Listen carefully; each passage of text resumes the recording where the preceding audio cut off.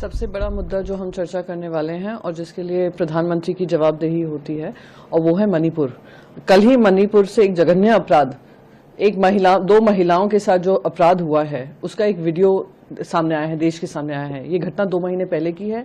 Police station से उनको खदेड़कर उन महिलाओं को निकाला गया था और जिस तरीके से एक शर्मनाक दर्दनाक हादसा सामने आया है वो देश को शर्मसार करने वाला है, मन को विचलित करने वाला है। महिला सांसद होने के नाते मैं चाहती हूं मणिपुर पे चर्चा हो। प्रधानमंत्री मोदी जी अपनी चुप्पी तोड़ें, देश की जनता को आकर पार्लियामेंट के माध्यम से जवाब दें कि आज 2 महीने से ऊपर हो चुका है, मणिपुर में किसी तरीके की अकाउंटेबिलिटी नहीं है।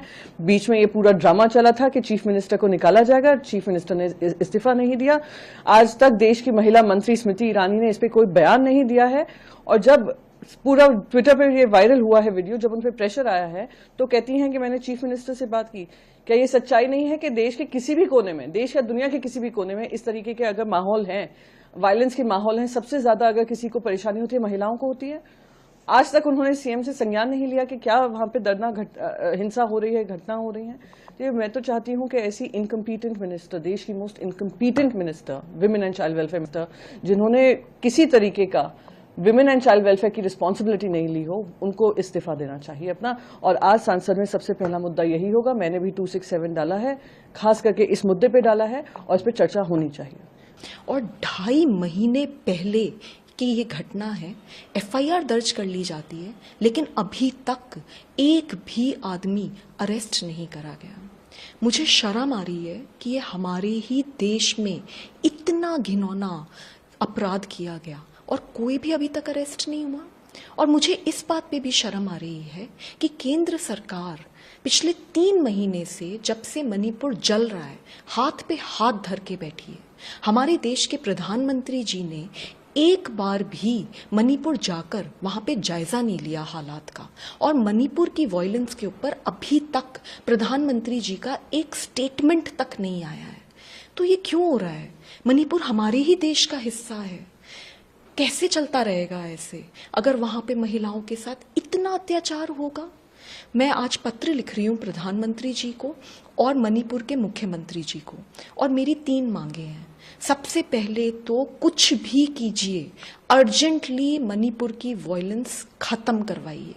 दूसरी बात, ये जो घिनौनी वीडियो सामने आई है उसमें जितने भी आदमी दिख रहे हैं उन सबको चुन चुनकर अरेस्ट करना चाहिए और सख्त से सख्त कार्रवाई होनी चाहिए। एक भी आदमी बख्शा नहीं जाना चाहिए। और तीसरी बात, मैं मणिपुर सरकार से अपील करती हूँ, मैं पीड़ितों से मिलने आना चाहती हूँ। मैं जानना चाहती हूँ कि उनके साथ क्या हुआ है, उनके परिवारों से बात करना चाहती हूँ, क्योंकि मुझे इस बात का डर है कि ये एक इंसिडेंट नहीं है, हो सकता है ऐसा वहां पे और भी लड़कियों के साथ, महिलाओं के साथ हुआ हो।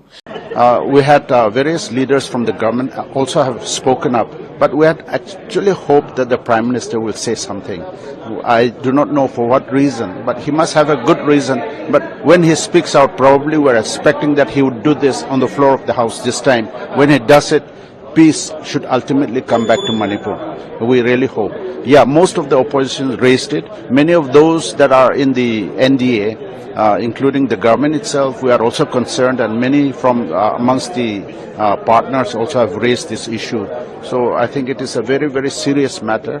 I want peace to come back at least to my constituency. That is my state. My people are suffering. My people are crying. They're weeping. They cannot sleep even at night.